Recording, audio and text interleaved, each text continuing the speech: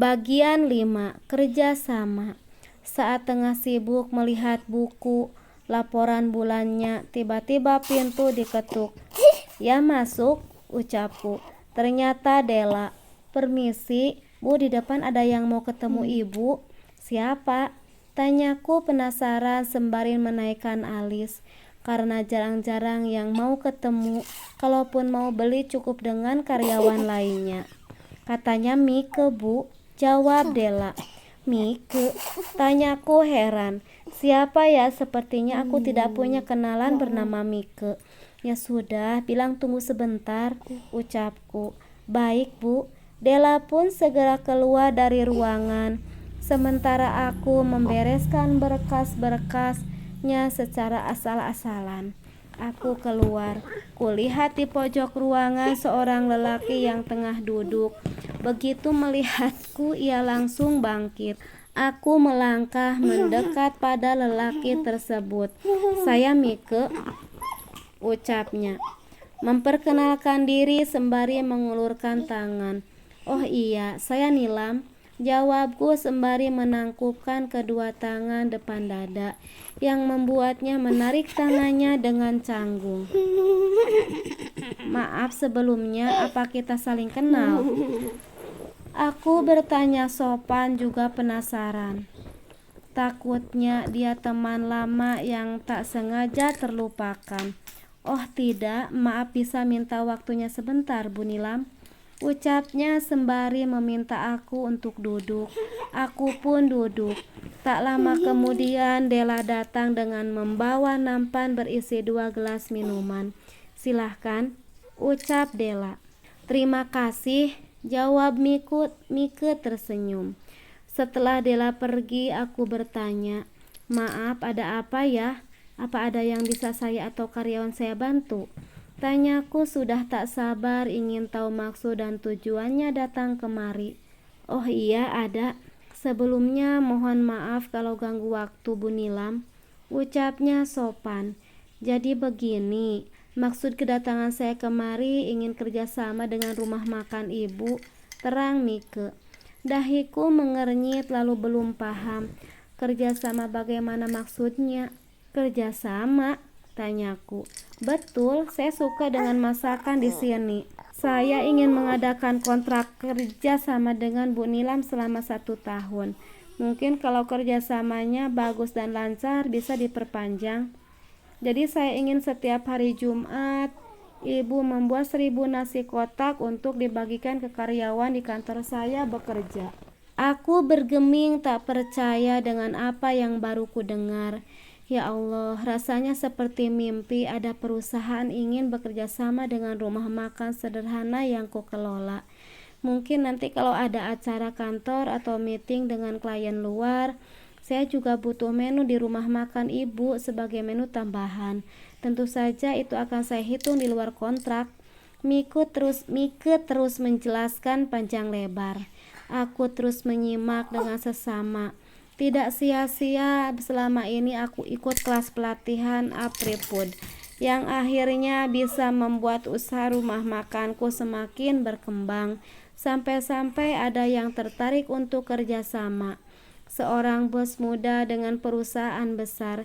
Ya Allah, terima kasih. "Bagaimana, Bu? Apa Ibu setuju?" tanya Mike setelah menjelaskan maksud dan tujuannya. Aku mengangguk dengan antusias.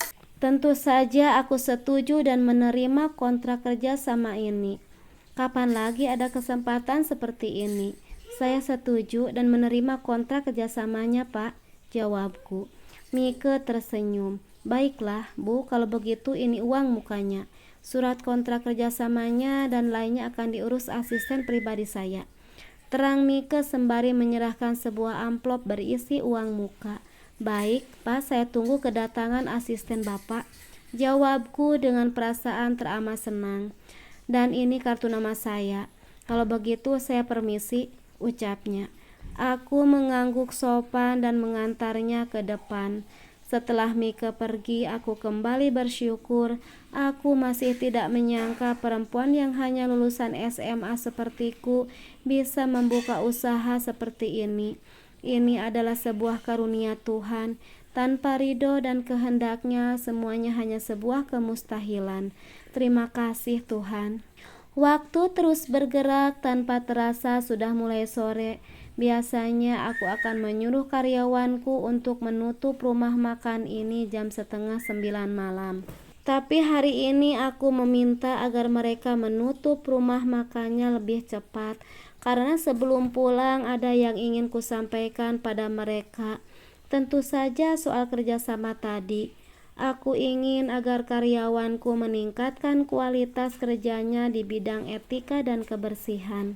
Berikan pelayanan terbaik, tetap tersenyum walau selelah apapun. Sebagai penyemangat, tak lupa ku beri bonus yang seketika disambut mereka dengan senyum bahagia.